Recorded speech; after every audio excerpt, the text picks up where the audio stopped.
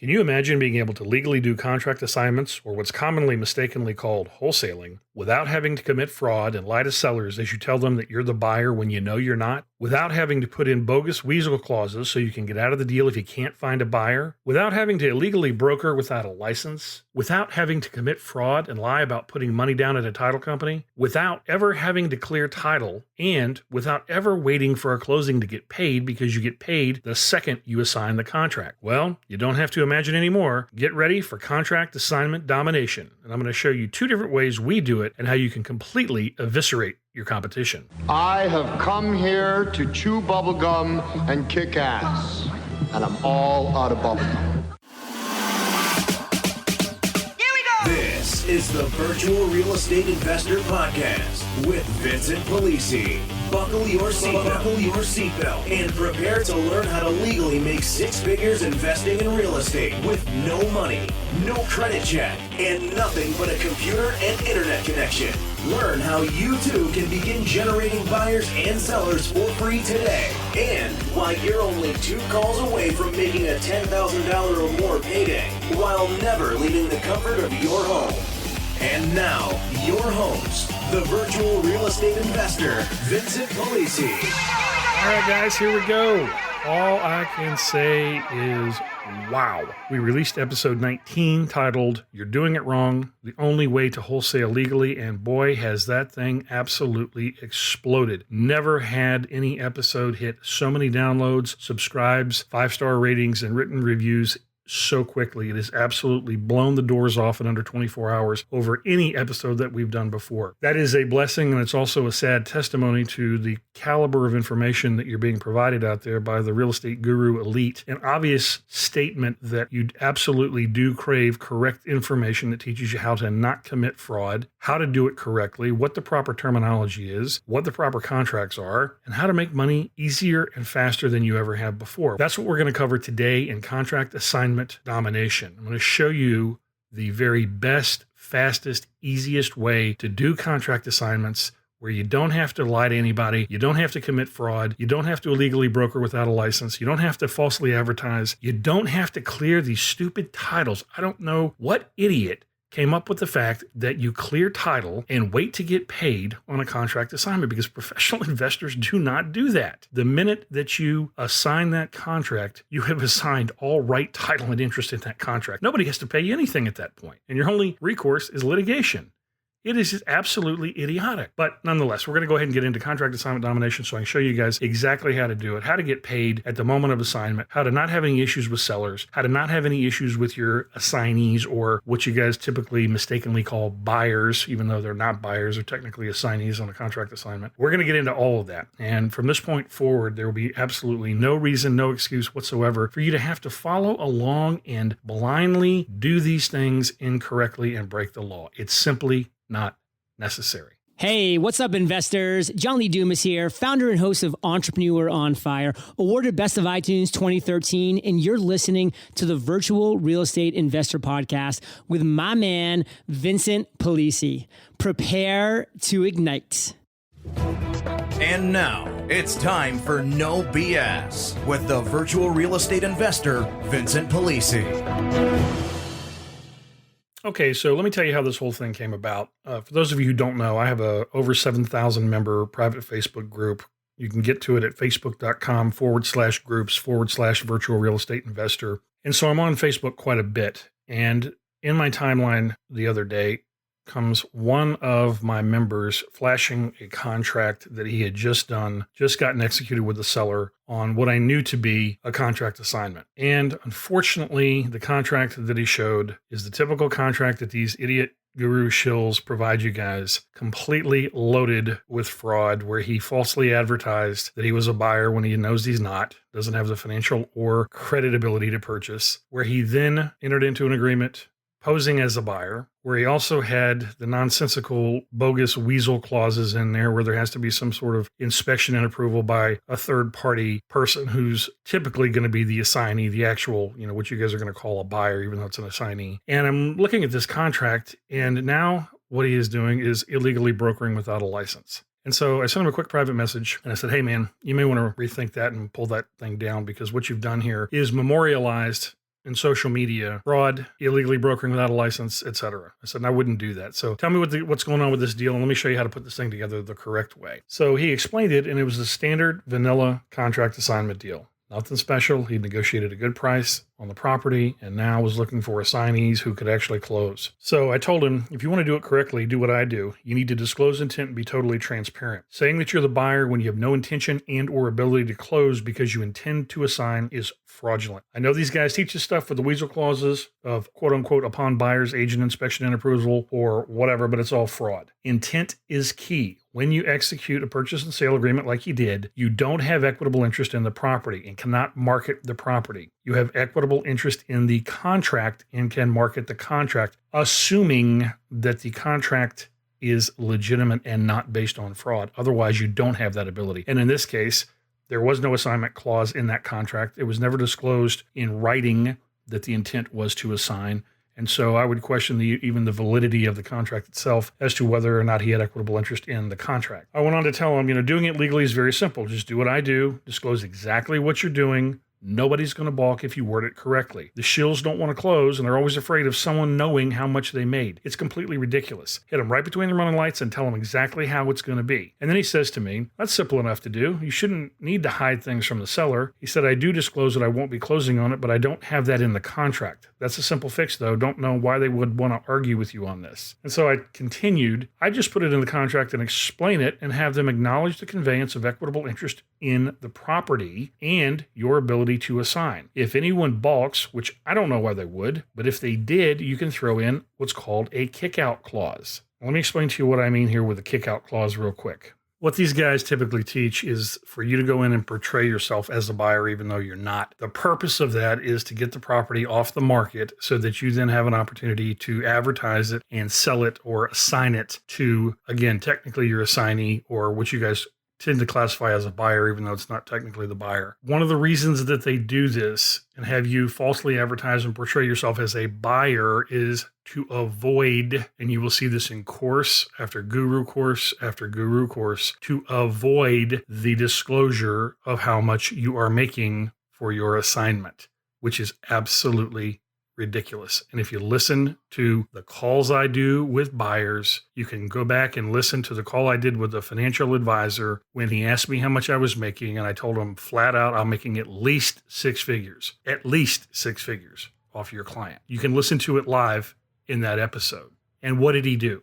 Did he balk? Did he say no way? Absolutely not. That's not what he did at all. In fact, he said he understood and knew that I deserved the money for what I was doing for his client. But you don't have to take my word for it. Go back and listen to that episode. That episode is episode 005, How I Negotiated a $100,000 Payday with One Phone Call. What you'll get to hear is that it's absolutely not necessary to not disclose what you're making if somebody asks.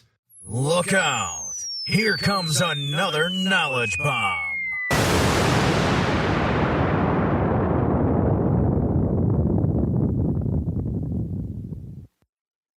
Okay, so let's get back to the kick-out clause and what that is and what the purpose is. Under the traditional fraudulent model of quote-unquote wholesaling, contract assignments really, they have you present yourself as the buyer fraudulently. The reason that they do this, once again, is so that the seller will take the property off the market and give you an opportunity to create marketing time to then assign the contract. However, that's not necessary. In fact, it has the innate ability to get you into even more trouble if you do it that way, and you get to the point that you can't find someone to assign the contract to, and now all of a sudden they force you to rely on these bogus weasel clauses in order to cancel, quote unquote, cancel the contract fraudulently. Don't do that. It's not necessary. And I'm going to show you exactly how to not do it, how to do it the right way, and how to never have a problem with the seller. So if you go in and you represent yourself as a buyer who is going to assign, that your sole intent is to assign, and you get the purchase and sale agreement executed with the sole transparent intent to assign the contract, and the seller balks for whatever reason because he's afraid that you don't have an assignee or a buyer. This is the theory that they perpetuate, that if the seller knows you don't have a buyer lined up, that they won't execute the contract if they understand that you're going to be assigning it. Totally not true. But if that's the case, let's just go ahead and go down that path. All you do is put a kick-out clause in the contract. The kick-out clause, what that will do is simply this. You execute the agreement, and if the seller gets another offer on the property that's legitimate, and I'm not talking about another one of these BS, nonsense, fake wholesale deals. I'm talking about a legitimate cash buyer or somebody that has the ability to close in cash and financing, not assigning the actual buyer. If he actually comes in with that, the kick-out clause will then give you a specified period of time to go hard and proceed. What I mean by that is you really technically would have already gone hard on the money at this point in time because you're proceeding forward. But it would give you generally 48 hours, 72 hours, 7 days, whatever you negotiate and put in the contract to then lock it down and schedule your closing to not lose your position in the contract and the house. And if you don't perform, say in that 2, 3, 7 day period of time, then you are effectively kicked out. That's it. You've lost that position at that point. So there's absolutely no risk whatsoever of a seller losing marketing time or having any reason to have any concern about your ability or lack thereof to assign and close. Because if he gets another legitimate offer and you can't perform, why would you want to hamstring the guy and not let him get his money? Because you didn't do your job. It doesn't make any sense. I've done tons, literally thousands of option agreements that were non-exclusive, where if they got somebody else that could perform and exercise the option or purchase the property before I did, that I lost my position because it was a non-exclusive agreement. You'll never, ever, ever once have anybody have an issue with something like a kick-out clause because it doesn't hamstring them. It doesn't chain them down so that they can't sell and get their money in the event that you can't perform. It creates a tremendous amount of goodwill because you're being totally transparent. You're saying, hey, Mr. Seller, this is what I'm doing. This is my time frame by which to do it. And if I have any issues and you get somebody else that comes along that can perform, no problem. Who's going to have a problem with that? I can tell you from personal experience, absolutely nobody, because you're being honest and upfront. You're not trying to hurt them. I hope that makes sense, okay? Because it's really not this difficult to do things the right way and the honest way. Now, the thing you need to understand is you don't even have to bring up the kick-out clause unless they balk.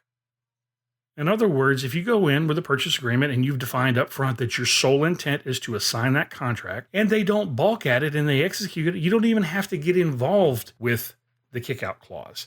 The kick-out clause is your ace in the hole. If the guy comes back to you and says, hey, it says that you're going to assign this thing, but what if you can't find somebody to assign it to and I've got somebody else that's lined up to pay cash? I don't want to be tied down so that I can't sell the property. That's legitimate. So you say, no worries, Mr. Seller. If you're concerned about that, let's go ahead and put a kick-out clause in the contract. We'll specify that as soon as you've notified me that you have a ready, willing, and able buyer with documented funds. Okay, and that's the important thing to keep in mind there. It's not just him telling you that he has somebody. No, they have to proof up. You need to have somebody that has documented funds and financing lined up.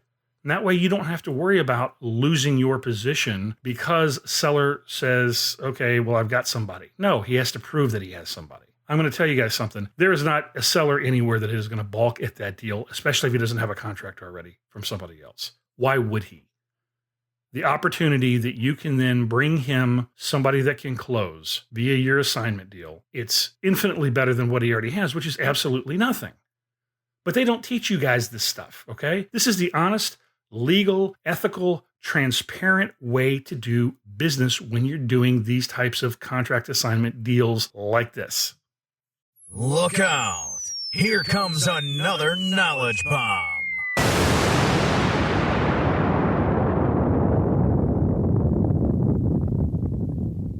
Okay, so let's go ahead and address the next topic, which has puzzled me from the very time I first heard that this was being taught and actually implemented in practice, and that is the practice of clearing titles on a contract assignment. Absolutely makes no sense whatsoever, and I'm going to show you how to never have to do it again. Totally unnecessary. You can argue with me all you want about, oh, your buyer's this and your buyer's that, and your buyers won't do it any other way, and that is absolutely not true. What they've done is trained you to do things for them, to do their work for them, while not paying you for it. When you assign a contract, you are assigning all right, title, and interest in that contract. Once the contract is assigned, you are out legally. You have no right, title, or interest to anything. There's absolutely no reason whatsoever to clear a title, to appear on a HUD, to wait for a closing. It's absolutely insane. There's no basis for this whatsoever in contract assignments. I don't do it. I've never done it. I've never once cleared a title on a contract assignment. And I'm going to show you how to do it in both wholesale and retail environments. So let's talk about why professional investors don't clear titles on a contract assignment. Does anybody know what the reason is? I'm guessing obviously you don't, because you're out there playing title jockey for these rehabbers. And if you're going to go to all that extent and do all that work, like I have said previously, you need to be in it as a joint venture partner and get half the deal, not a $2,500, $5,000, $10,000 assignment fee. You need to get half. You're doing half the work. You need to get half. Okay. But they don't teach you how to negotiate these things. They don't teach you how to avoid all this nonsense of the industry clearing title, waiting to get paid on a closing. You know who shows up at a closing? Buyers, sellers. That's it. Nobody else. Why are you waiting for a closing? You're not a buyer or a seller. You've already assigned everything. So here's how to never, ever have to clear title again on the typical quote unquote wholesale, really contract assignment deal where you're not the buyer that's actually closing. The reason that the assignees, your quote unquote cash buyers, are requiring title to be cleared before they pay you an assignment fee, they want to ensure that they're going to have an ability to close. So how do we give them a guarantee on that ability without you having to wait to get paid and without you having to wait to maybe go to a closing and maybe not if he doesn't have the cash or credit? Very, very simple. And here's exactly how you do it on a contract assignment where you're dealing with another investor as the assignee. And I'll cover when you're dealing with the retail consumer here in just a second. The reason that professional investors don't clear title on contract assignments is because all purchase and sale agreements that are properly drafted have a requirement. It's almost always at the very top of the agreement that the seller must provide what at the closing? He must provide clear and marketable what? Title. The seller's responsibility to provide clear and marketable title, not yours. But they don't teach you this stuff. So let's talk about how to get this through and past one of your hardcore rehabber guys that you're going to assign this stuff to, who's going to be adamantly against anything other than you clearing title and waiting for a closing.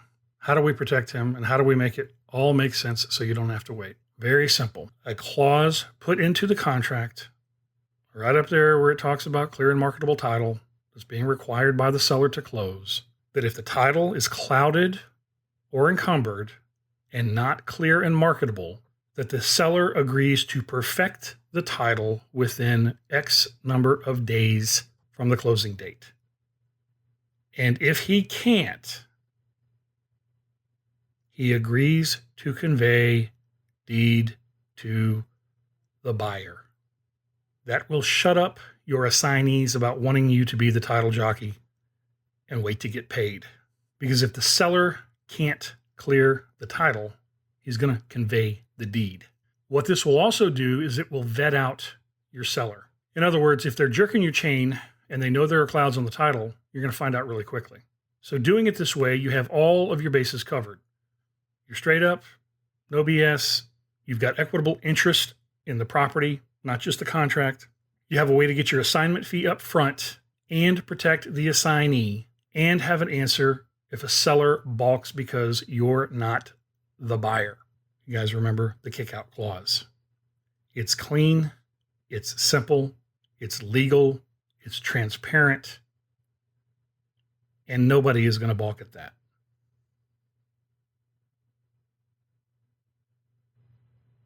Why would they? Now, doing it this way, guess what this is going to do for those of you that are listening to this, that are actively marketing for contract assignment deals, or what you guys call wholesaling.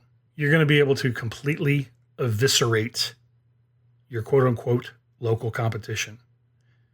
And the reason for that is because you're being totally transparent and upfront, and in any conversation that you get into with a seller on a deal, you're going to be able to explain to them how you're doing it legally, transparently, and how your quote unquote competition is doing it. Who do you think they're going to do the contract with? You or the guy that's lying to them?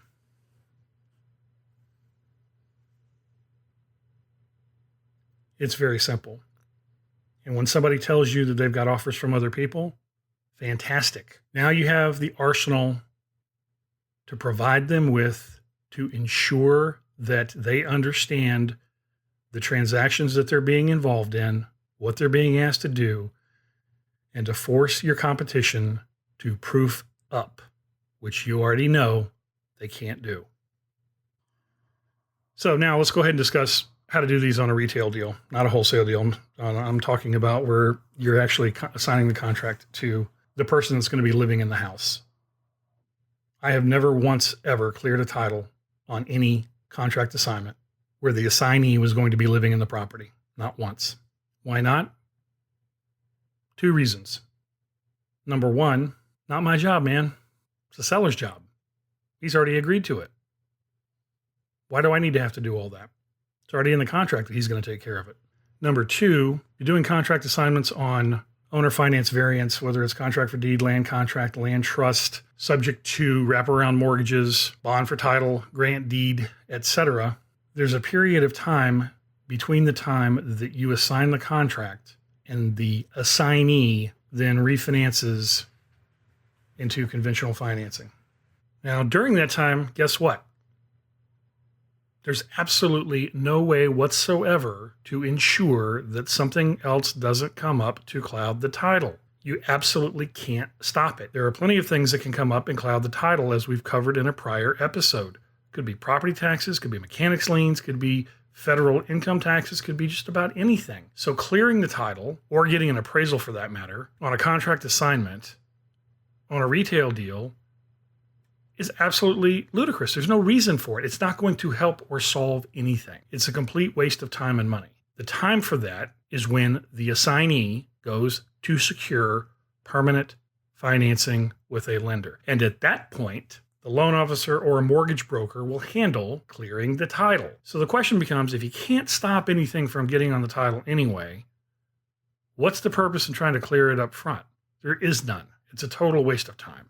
And there you have it. In under 20 minutes, I've just showed you how to absolutely eviscerate your competition that's doing contract assignments, how to do it legally, transparently, without committing fraud, without falsely advertising, without illegally brokering without a license, on both wholesale and retail deals. Just imagine for a second how much faster you're going to make money, how easy your life is going to be, how much less hassle you're going to have to deal with, how much less risk you're going to have to deal with, and simply doing it the right way. Now, if you've enjoyed the prior podcast on the only way to wholesale legally, and this episode on how to do contract assignments or contract assignment domination, and you want to dive in even deeper to see the actual contracts, you want to dive in deeper to see exactly how you handle all of the objections with the seller and with your assignee that may come up, as I indicated, because of just the ridiculous popularity of the prior episode that's just gone absolutely viral, unlike any other episode I've done, I have been literally bombarded with private messengers and emails of compliments of people wanting me to put together a course that will provide the information on how to do this because nobody else has. So if you go to virtualrealestateinvestor.org/CADS, which stands for Contract Assignment Domination System, that's virtualrealestateinvestor.org. That's virtualrealestateinvestor.org/CADS. You can immediately sign up right now to be among the first to go through a totally transparent webinar with all of the contracts, with all of the objection handling that you're going to deal with initially, and having to retrain your sellers and retrain your assignees so that you can do business your way, the right way, legally, without having to deal with any types of issues. For the first 20 people, I'm going to offer a discount to the pricing, so do not wait. Hurry up if this is something that you're going to want to do, because once this gets out, it's absolutely going to go viral. So the time to begin learning this stuff and implementing it right now is when All of the rest of your competition is not doing it, and they're doing things exactly the same way. And by same way, what I mean is the traditional wholesale/contract assignment deal where they're lying to people and committing fraud left and right. You don't want to be that person. You don't want to be in that group. The pioneers, the innovators, the mavericks, the people that make the most money, they are not doing what the herd is doing. That's who you want to be if you want to make money. When I started doing virtual real estate investing, guess what? Nobody else was. There was nobody strictly using a computer and an internet connection and doing deals all over the United States. No money down, owner finance, simply wasn't being done. And I took the model apart and I put the pieces back together and I eliminated all the things that I didn't want to do and solely focused on what I did. And they told me it would never work. You'll never get people to pay you money and send you wires that you've never met in states you've never been to, on houses you've never seen, after meeting them on Craigslist. And they were absolutely wrong. And you guys have heard all the calls. So if you want to be a part of the first 20 to take advantage of the discount and be the very first ones on the webinar so that you can go ahead and dominate your market immediately starting tomorrow, do not waste a moment. virtualrealestateinvestor.org/CADS, which stands for Contract Assignment Domination System, and get ready to go to work and make some money immediately.